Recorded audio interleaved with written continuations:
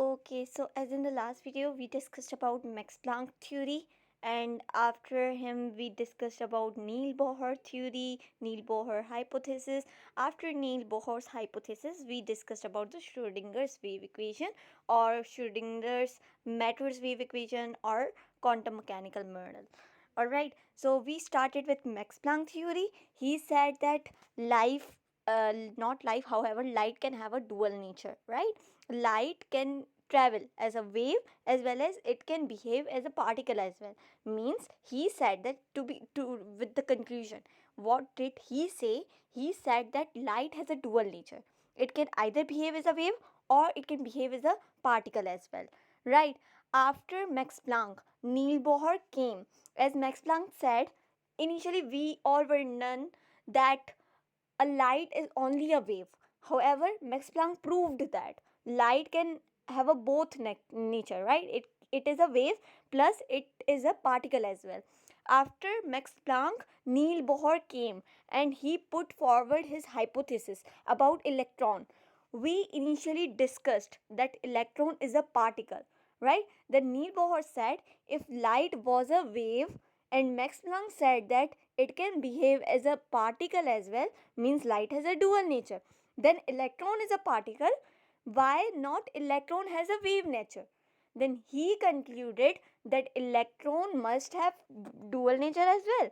One, particle nature, secondly, dual the wave nature.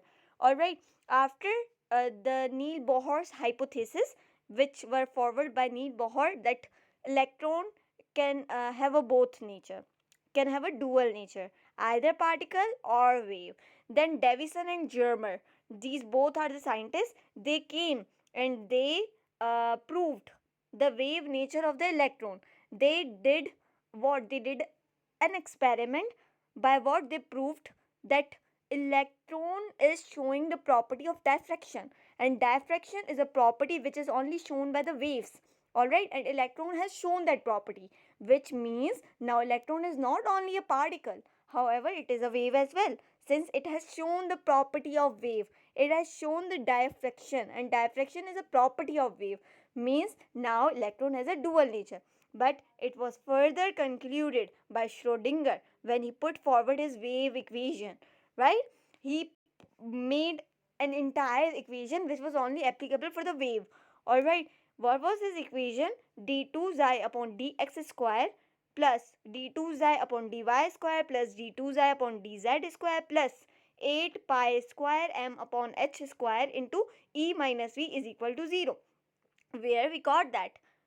Xi is nothing but it is a wave function. M is the mass, h is the Planck's constant, E is the total energy, and V is the potential energy. Alright, because of this equation now, we will be discussing about the quantum mechanical model. This equation is also known as wave equation. Either you can say this is wave equation, right? Or you can say this is wave matter equation. Wave matter equation, alright?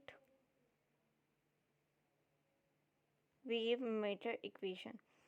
Now, because of this equation, we got our three quantum numbers. Alright, now we are going to discuss the quantum mechanical model. The quantum mechanical model. Alright.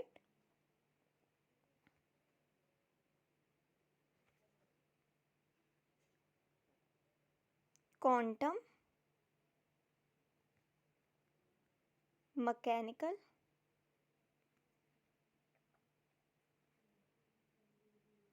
model. Alright. For that, initially we need to write the wave equation, which was given by Schrödinger. Alright. Because we know that the quantum numbers we have got because of that with the help of that equation. Alright, so equation of wave, or I can easily write wave matter equation. Wave matter equation. Alright. So what it is, basically we need to write here first, then we'll be discussing it further. The equation which was put forward by the Schrödinger was d2 upon dx square plus d2 upon dy square plus d2 upon dz square into plus 8 pi square m upon h square into e minus v is equal to 0. Alright, this is the Schrödinger's wave equation or wave method equation.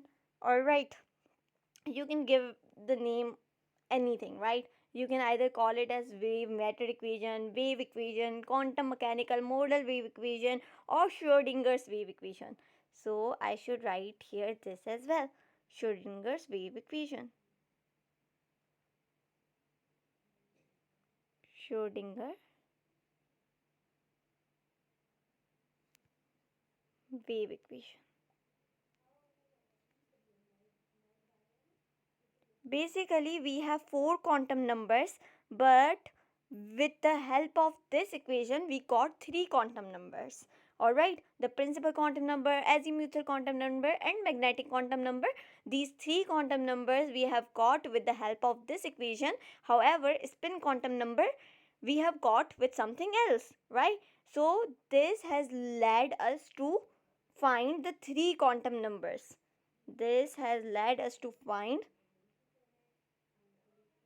3 quantum numbers. Initially, I need to write here quantum numbers.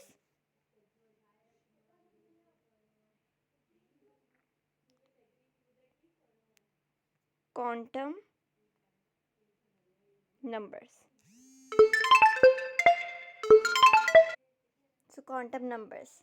This has basically led us to find the 3 quantum numbers. However, total we have 4 quantum numbers. Alright. So, I should write here. Wait.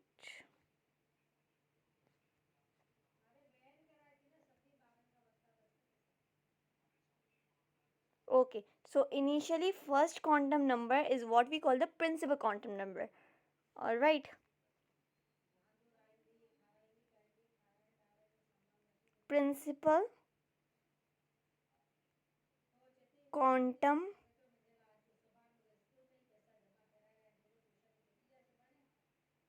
number. This basically we represent by letter n, right? Letter n. This is the representation of the principal quantum number. Then second quantum number we have is what? We have azimuthal quantum number. So azimuthal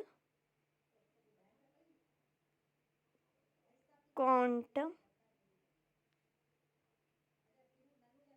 number, and this we represent with letter L.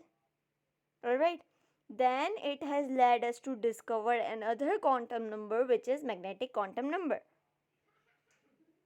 Magnetic quantum number, right? Magnetic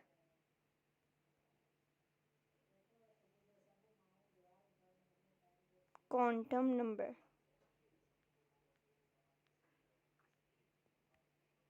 And this we represent with M, alright? This is represent with M. We have fourth quantum number as well, but this equation has only led us to discover only 3 quantum numbers. However, we have fourth quantum number as well, and that is of course the last but not the least spin quantum number. Alright, so that I should write here spin quantum number. Alright, But this equation has only led us to discover four quantum numbers. Only three quantum numbers, sorry. Spin quantum numbers. And this basically we represent with letter S. Alright, so in tomorrow's video we're gonna discuss each and everything in very detail. What does principal quantum number tell us about? What does azimuthal quantum number tell us about? What does magnetic quantum number tell us about? And what does spin quantum number tell us about? We are going to discuss each and everything in very detail in the next video. This was all for today.